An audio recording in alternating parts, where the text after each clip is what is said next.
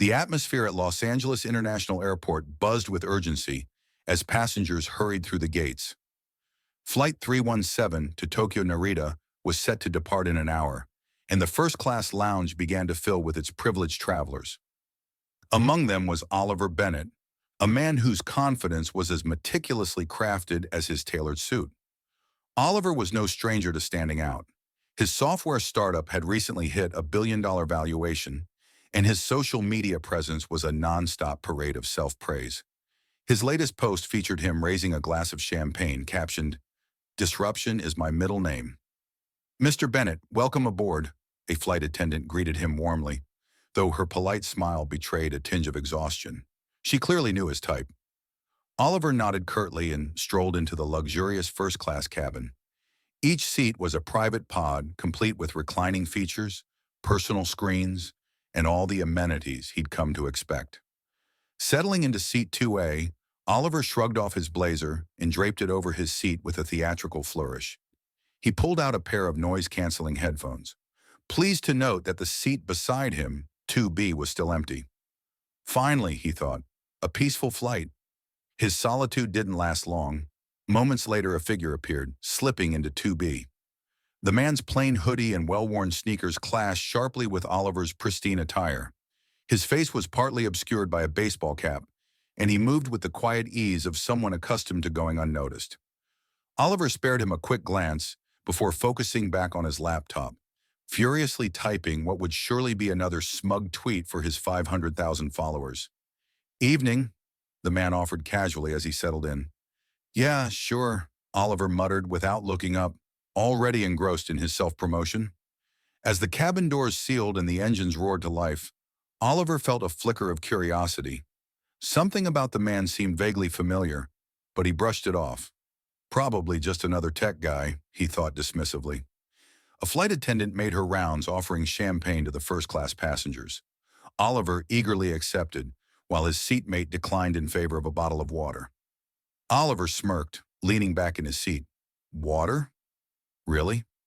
Might as well be in coach," he whispered just loud enough for the man to hear. The man didn't react, offering only a faint, almost amused smile. Once the plane reached cruising altitude, Oliver's need to command attention took over. He downed his champagne, placed the empty glass on his tray with a pointed clink, and turned to his neighbor. "So what do you do?" Oliver asked, his tone dripping with a faux friendliness that barely masked his desire to dominate the conversation. The man shifted slightly but kept his face shadowed under the brim of his cap. "I'm in tech," he replied simply. Oliver grinned, leaning back confidently. "Ah, same here. Bet we've got some war stories to share," he said, already planning to steer the conversation toward his favorite topic, himself. But the man didn't take the bait. He nodded politely and returned to scrolling on his phone. The lack of engagement gnawed at Oliver. Irritation crept in, mingling with his curiosity. He cleared his throat, raising his voice just enough to draw the attention of a few nearby passengers. "You know," he began, "the tech world is full of people who get way too much credit for half-baked ideas. Take Elon Musk, for example. Everyone's so busy calling him a genius, they forget how reckless he is." The man in 2B paused, his finger hovering over his phone, but he didn't look up. Encouraged by the silence, Oliver pressed on. "SpaceX? Sure, it's impressive, if you like blowing billions on rockets that explode half the time. Tesla? Totally overrated. And don't even get me started on Twitter. That whole takeover was a complete disaster." A soft chuckle escaped from the man in 2B, barely audible but impossible to miss. Oliver leaned forward, his irritation bubbling into determination. "So you think I'm wrong?" he challenged, his voice sharp.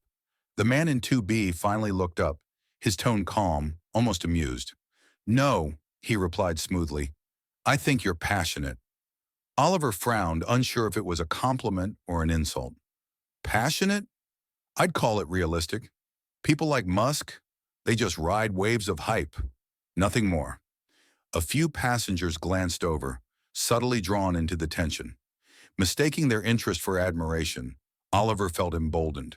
The man beside him, however, remained utterly composed, unbothered by the growing audience. "Well," the man said after a pause, finally turning slightly toward Oliver, though his cap still shaded much of his face, Everyone's entitled to their opinion. Oliver rolled his eyes, taking the comment as dismissive. Yeah, but facts are facts. Musk? He's just a walking PR stunt. It's people like me, real innovators, who are building the future, not blowing hot air. The man offered a faint, polite smile before returning his attention to his phone. Oliver leaned back, smirking to himself. Another clueless wannabe, he thought, brushing off the exchange. But what Oliver couldn't see was that the man's quiet demeanor wasn't ignorance. It was restraint.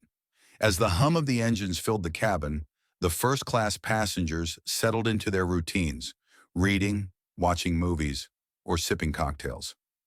All except Oliver. His irritation festered, stoked by the man's refusal to engage. He couldn't resist poking again. Let me guess, Oliver said, his tone laced with condescension. You're one of those startup guys, something in crypto or AI, right? Everyone's jumping on those bandwagons these days. The man in 2B looked up briefly, his face unreadable. Not exactly, he replied, his ambiguity only fueling Oliver's frustration. What's your take on Musk, then? Oliver pressed, his voice sharper now. I mean, if you're in tech, you must have an opinion. The man hesitated, then shrugged. He's done some interesting things. Oliver barked a laugh. Interesting things. That's the understatement of the century. The guy's a walking contradiction. Preaches about saving the planet while flying private jets. Talks about Mars while ignoring Earth's problems. For the first time, the man's calm expression shifted. Just slightly. Was it amusement? Irritation? Whatever it was gone in an instant. Maybe, the man replied evenly. He's just doing what he thinks is best. Oliver scoffed, his laugh tinged with mockery. What he thinks is best? Spoken like someone who's never dealt with real-world consequences. It's all theory until you're the one footing the bill. Before the man could respond, the flight attendant arrived to take their dinner orders, breaking the tension. Oliver ordered steak, medium rare, of course, while his seatmate opted for a simple vegetarian meal. As their plates arrived, Oliver couldn't help but notice how composed the man was, eating as though he had all the time in the world. Must be nice, Oliver muttered, more to himself than anyone else. Not having a care in the world. The man glanced at him briefly but said nothing, returning his attention to his meal. Hours passed and Oliver's curiosity only grew. Despite his casual appearance, there was something about the man's quiet confidence that was impossible to ignore. Even the flight attendants seemed to treat him differently, glancing at him with subtle deference and respect. One even addressed him softly, saying, "Let me know if you need anything, sir." Oliver's irritation deepened. Who is this guy? Pretending to adjust his seat, Oliver leaned forward, trying to get a better look. The man's face, still partially obscured by his baseball cap, triggered something in Oliver's memory, but he couldn't quite place it. Shrugging it off, Oliver reclined and slipped on his headphones. Just some eccentric rich guy, he decided. Nothing more. The hours dragged on and the cabin grew quieter. The drinks Oliver had consumed left him feeling bold again, his earlier annoyance mixing with curiosity. He turned to the man beside him. "All right," he said, breaking the silence. "I give up." "What's your deal? You've been sitting there all calm and mysterious. Let me guess. You're some venture capitalist or trust fund kid?" The man chuckled softly, his eyes still on the book he'd just opened. "Close," he replied, offering no further explanation. "Come on," Oliver pushed, his voice carrying a hint of challenge.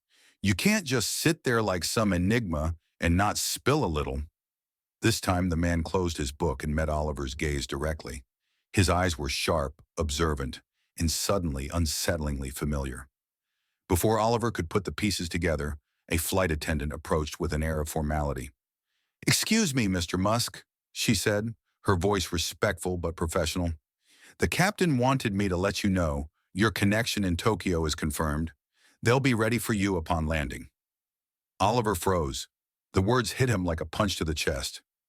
"Mr. Musk?" The man, Elon Musk, gave the flight attendant a polite nod. "Thank you," he said warmly. The realization crashed over Oliver like a tidal wave.